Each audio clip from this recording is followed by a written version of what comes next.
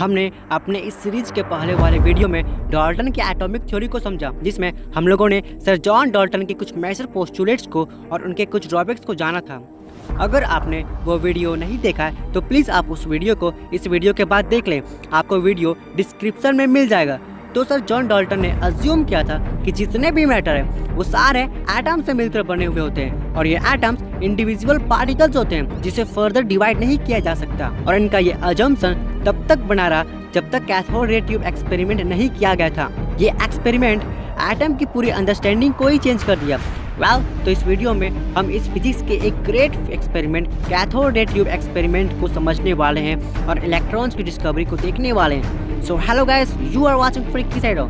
तो ये cathode ray tube experiment एक English physicist sir J Thomson के द्वारा 1897 में किया गया था। तो चलिए पहले इस कैथोड रे ट्यूब के सेटअप को देख लेते हैं। तो इसमें बेसिकली एक ग्लास का ट्यूब होता है जो पूरा पैक्ड होता है और एक वैक्यूम पंप होता है और इस ट्यूब के अंदर दो मेटेलिक स्ट्रिप्स होते हैं और इन मेटेलिक स्ट्रिप्स को एक हाई वोल्टेज बैटरी से जोड़ा जाता है। जिस मेटेलिक स्ट्रिप को बैटरी के पॉजिटिव टर्मिनल से जोड़ा जाता है उसे एनोड बोला जाता है और जिस स्ट्रिप को बैटरी के नेगेटिव टर्मिनल से जोड़ा जाता है उसे कैथोड बोला जाता है।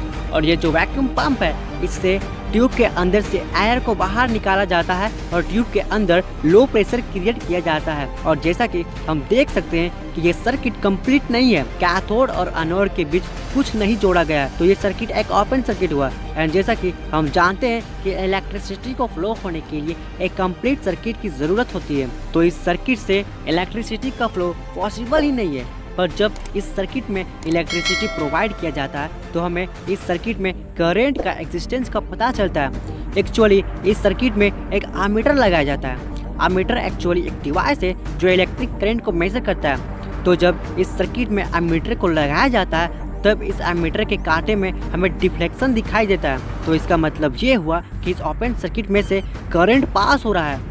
पर ये कैसे पॉसिबल हो सकता है? कैथोड और एनोड के बीच में तो वायर्स कनेक्टेड है ही नहीं, तो इलेक्ट्रिसिटी पास कैसे हो सकता है? तो सर जे थॉमसन को लगा कि जरूर कैथोड या फिर एनोड से कुछ निकल रहा है जो कैथोड में या फिर एनोड से कोलाइड हो रहा होगा और इलेक्ट्रिसिटी फ्लो हो रहा होगा। तो इनको अब डिटेक्ट करना था कि ये जो भी चीज़ है वो कैथोड से निकल रहा है या फिर एनोड से।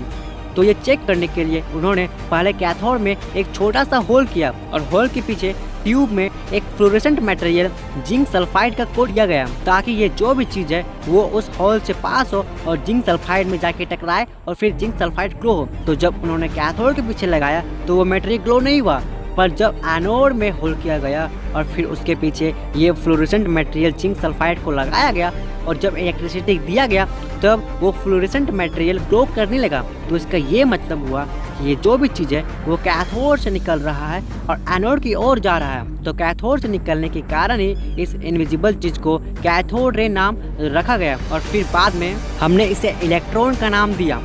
और ये कैथोड रे कैथोड से निकलने के कारण ही इस एक्सपेरिमेंट का नाम कैथोड रे ट्यूब एक्सपेरिमेंट रखा गया। पर जब ये एक्सपेरिमेंट कंडक्ट किया जा रहा था उस टाइम लोगों को चार्जेस के बारे में पता था कि ये चार्जेस दो टाइप के होते हैं, पॉजिटिव चार्ज और नेगेटिव चार्ज। और हमें ये भी पता था कि ये चार्जेस का बिहेवियर कैसा होता है और ये चार्जेस इलेक्ट्रिक फील्ड में कैसा बिहेव करते हैं और मैग्नेटिक फील्ड में कैसा बिहेव करते हैं। पर उस टाइम लोगों को ये नहीं पता था कि ये इलेक्ट्रॉन ही नेगेटिव चार्ज के लिए रिस्पॉन्सिबल है।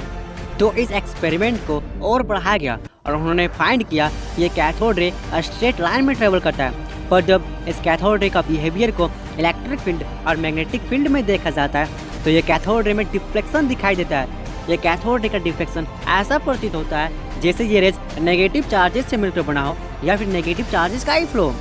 एक्चुअली इस ट्यूब के ऊपर पॉजिटिव चार्जेस को रखा गया और नीचे नेगेटिव चार्जेस को रखा गया और फिर जब ऑब्जर्व किया गया तो देखा गया कि ये रे पॉजिटिव चार्जेस की ओर डिफ्लेक्ट होता है और नेगेटिव चार्जेस से दूर डिफ्लेक्ट होता है। तो इस ऑब्जर्वेशन से ये रिजल्ट निकला कि ये कैथोड रे जिस पार्टिकल से भी बना है वो नेगेटिव चार्ज है, क्योंकि नेगेटिव चार्ज ही पॉजिटिव चार्ज की ओर अट्रैक्ट होता है और नेगेटिव चार्ज किसी दूसरे नेगेटिव चार्ज से रिपल। तो इस एक्सपेरिमेंट में यही ऑब्जर्व किया गया कि ये रे पॉजिटिव चार्जेस की ओर अट्रैक्ट होता है और नेगेटिव चार्ज से दूर जाता है।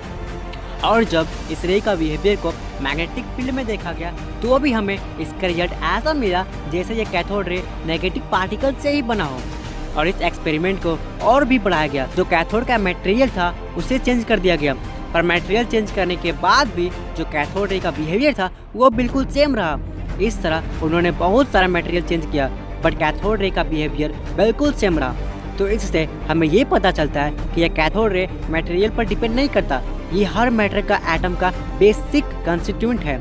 तो फिर इस ऑब्जर्वेशन से बताया गया कि ये जो इलेक्ट्रॉन्स है वो सभी मैटर का एटम्स का बेसिक कंस्टिट्यूएंट है और इसके बेसिस पर उन्होंने अपना एक न्यू मॉडल दिया, प्लम पडिंग मॉडल। तो ये मॉडल इस सीरीज का नेक्स्ट वीडियो होगा। तो ये थी cathode ray tube experiment. I hope कि ये वीडियो आपके लिए इन्फॉर्मेटिव रही होगी। अगर आपको वीडियो पसंद आया हो तो प्लीज़ इसे लाइक कीजिए और ऐसे ही इन्फॉर्मेटिव वीडियो के लिए हमारे साथ बने रहने के लिए हमारे चैनल को सब्सक्राइब कीजिए और अगर आपको हमारा नेक्स्ट वीडियो मिस नहीं करना हो तो बेल आइकन को ऑन कर लीजिए। So okay bye.